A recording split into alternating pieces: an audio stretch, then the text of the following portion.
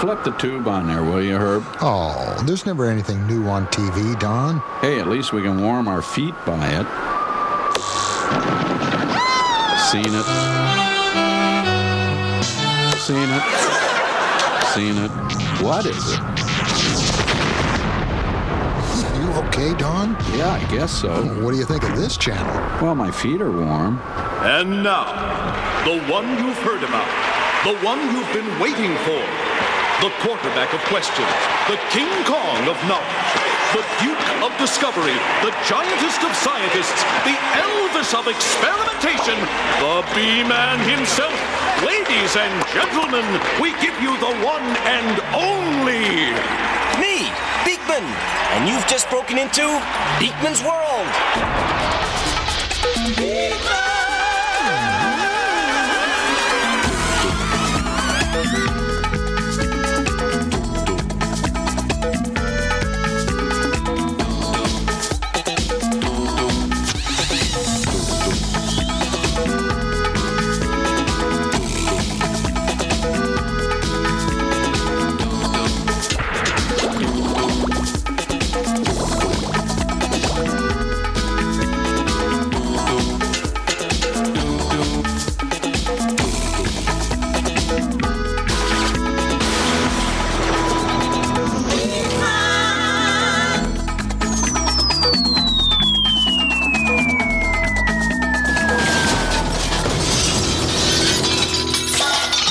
Gravity! It's the law. Come on, Ray. Nice and tight. Come on. That's good. That's good. Ooh, nice move, Ray. You know, Ray is one heck of a swell cameraman. So, here I am on my monumental mission to describe how the world works, to illuminate on the mysteries of the universe, to explain life in ways you've never heard before, to describe complex principles in ways you'll now understand, to clarify the... Man! Oh, my can-do assistant, Josie. You mean you're sometimes pushy, but always beautiful assistant, Josie. That's it? Let's go. Okay. We got a lot of questions to answer. Yeah, here's my question. What am I doing here? Oh, good old Lester. How's our favorite little lab rat doing? Better known to some as Lestor the Desperate Actor. Go ahead with your little TV patter. But I am destined to be a movie star. And nobody is gonna rain on my parade. Psst, Lester.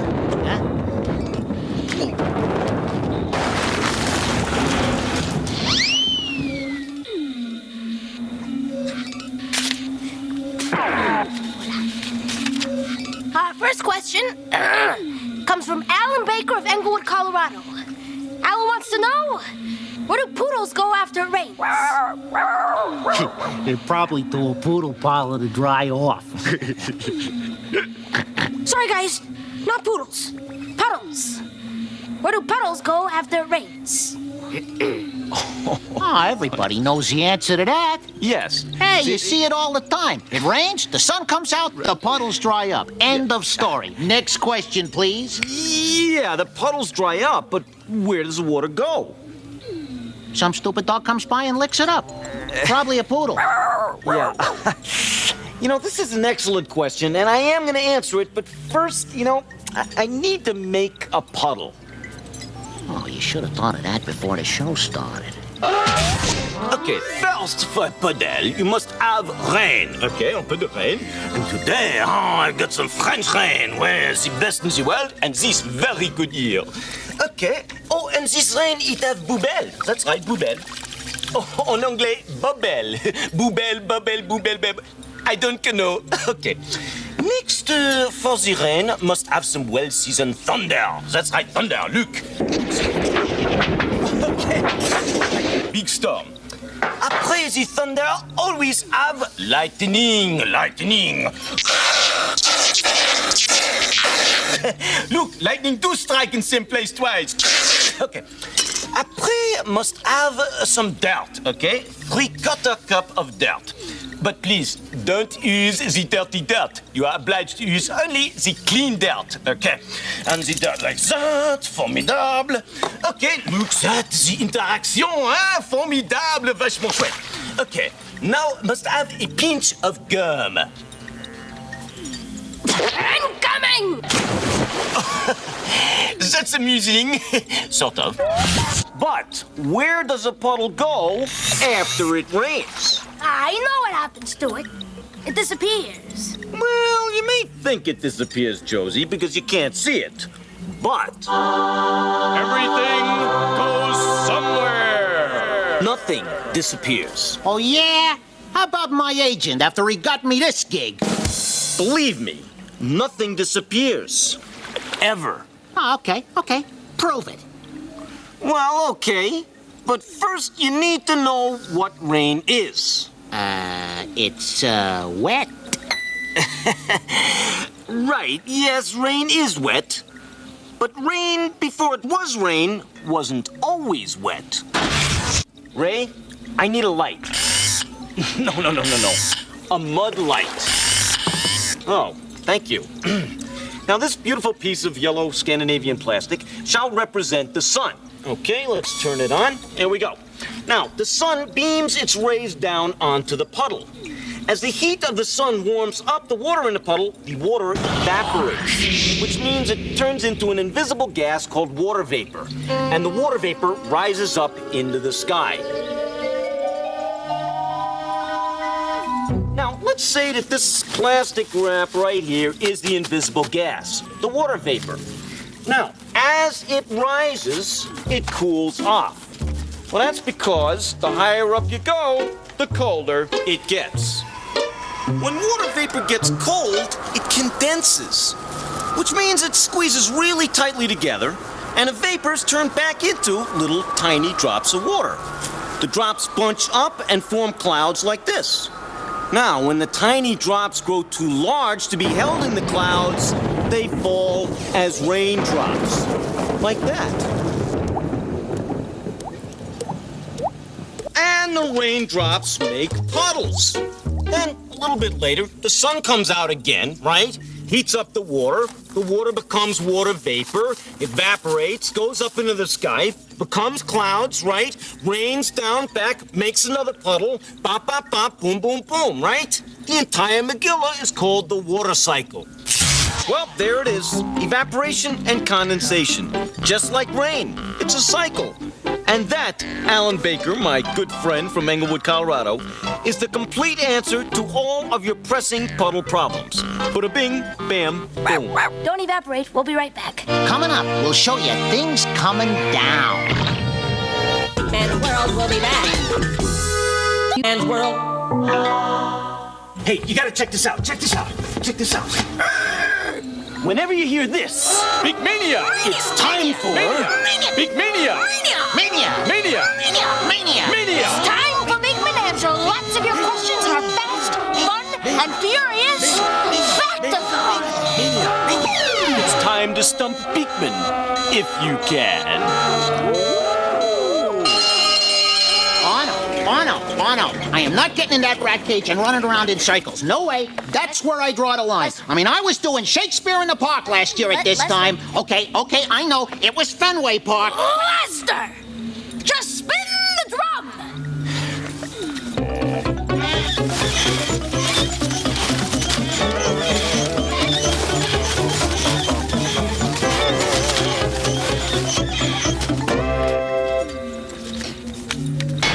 You wheel, I'll deal. Now, let's peel. Question. Dear Beakman, what is the world's most remarkable fish? Answer. It's a fish called the plaice. The plaice disguises itself from its enemies by changing the colors and patterns on its body to match its surroundings. In fact, it is so incredibly good at this that it can match the pattern of a checkerboard. Next question, please. Next question. Dear Beakman, what animal lays the biggest egg? Answer. Actually, it's the ostrich, the largest bird on Earth. Out of a single ostrich egg, you could make an omelet large enough to feed 12 people. Next. Dear Beakman, how many can you get out of a cow? Well, it depends on how nicely you ask. Actually, you can get about 400 quarter-pounders from one cow. Of course, the lettuce, tomato, and onion would be separate. Dear Beakman, how much ice is in Antarctica? They got our letter. They got our letter. Calm down, Don. I want to hear the answer. I've got a lot invested in this ice cube we call home. There is so much ice in Antarctica that if it could ever all melt, the level of the world's seas would rise about 200 feet on Earth, and a quarter of the dry land would be submerged. Phew, that's a relief, Don. We're going to have a home for a long, long time. Just the same, I'm going to be extra careful with the space heater. Question, is it true that all things fall at the same rate? A gravity question. I love gravity questions. Okay, you can bet your friends about this one. There's always a doubter around. If you drop an eggplant and a piece of paper at the same time, which one would hit the ground first? 10 to 1 on the eggplant. Well, I say they hit at the same time. They can put me down for a fin. Hey, buongiorno! I'm Galileo. Galileo, Galileo. I'm so nice, they say my name twice. Hey, did you know this is my first invention? Yeah, that's right. I came up with this in 1609. I was gonna call this thing the faraway make a look a clososcope, but that's a mouthful, eh? So I call it my telescope, yeah. But I'm up here for one thing only. Gravity, that's right, yeah. All right, I need an eggplant. No, come on, it's eggplant. I want an eggplant. Oh, it's eggplant. Hey. Okay, and a piece of paper, please. All right. Now, let me see which one of these things hit the ground first. The paper or the eggplant?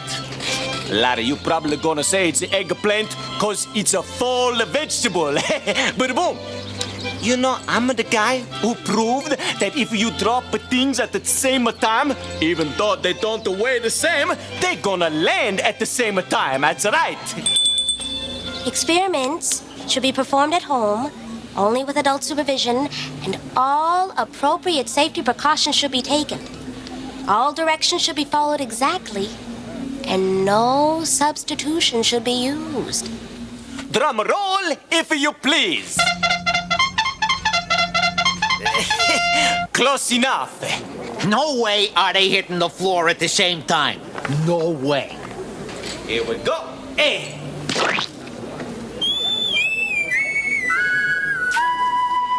Yes! Always willing to humiliate himself for science. What a guy! Pay up, folks! Not so fast, fat rat. It's not only an example of gravity you just saw, that's right. It was also an example of air resistance too. You see, the air slowed down the paper because the paper's flat shape. Right. And if you do this, like that. Hey, you hit the pizza right on the pepperoni. Yeah. Eggplant, please. All right. Let's hear that fanfare again. Here we go. Hey, Pachigaloop, look at that. Yes! They land at the same time. All right, nobody try collecting. Huh? Mr. Rat's paws were crossed. Don't forget, gravity. It's the law.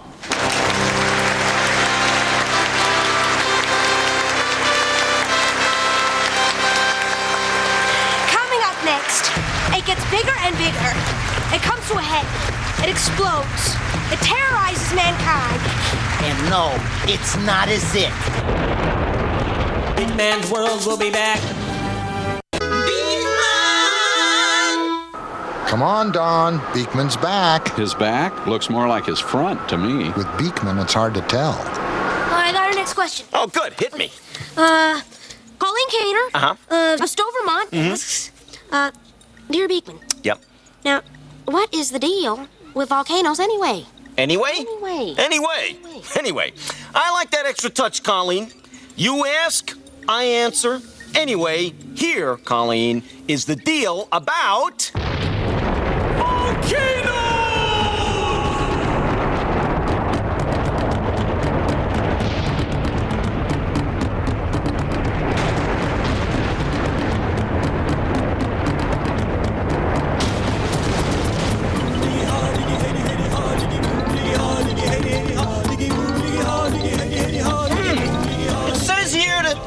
Earthquakes, volcanoes are among the most powerful forces in nature.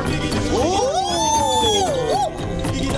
And it also says in here that if the Earth were the size of this apple, the part of it which we humans have explored would only be as thick as the apple's skin. An Earth today keeps the volcano away.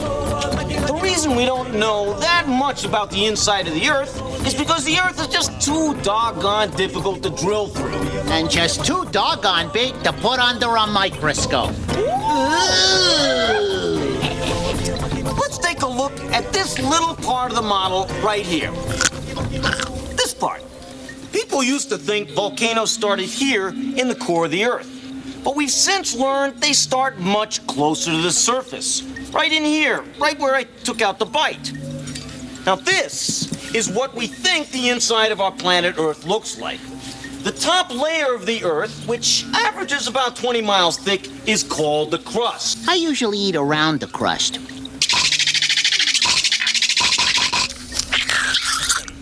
Now, the next section here is called the mantle, and the mantle is about 1,800 miles thick. In the lower crust and the upper mantle, there are pockets of hot melted rock called magma. Josie, can you give me a hand, please? Thank you. Let's pretend this glove is magma.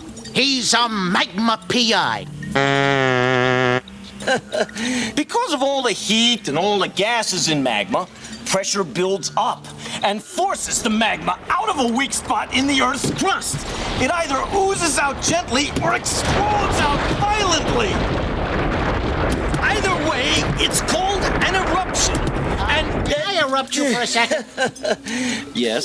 So, what's lava? Well, lava is what magma is called after it comes out of the volcano. Beakman. Yes? I still don't understand exactly how volcanoes explode. Really? Well, it's as easy as pie. Pie? Cherry. So what does a cherry pie have to do with the volcano? Well, it's really another way to think of a volcano. See, a pie's crust is a lot like the Earth's crust. And the cherries inside a pie, they're a lot like the hot rock far below the Earth's surface. The pie's filling when it comes out is a lot like lava when it comes out of the volcano. And the steam inside a pie, just like a volcano's gases. See? It's a piece of cake.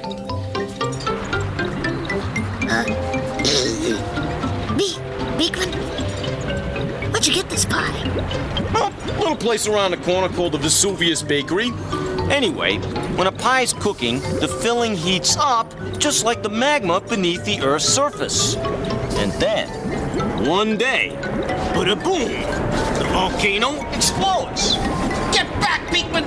She's gonna blow! Hey, come on! Pies don't explode.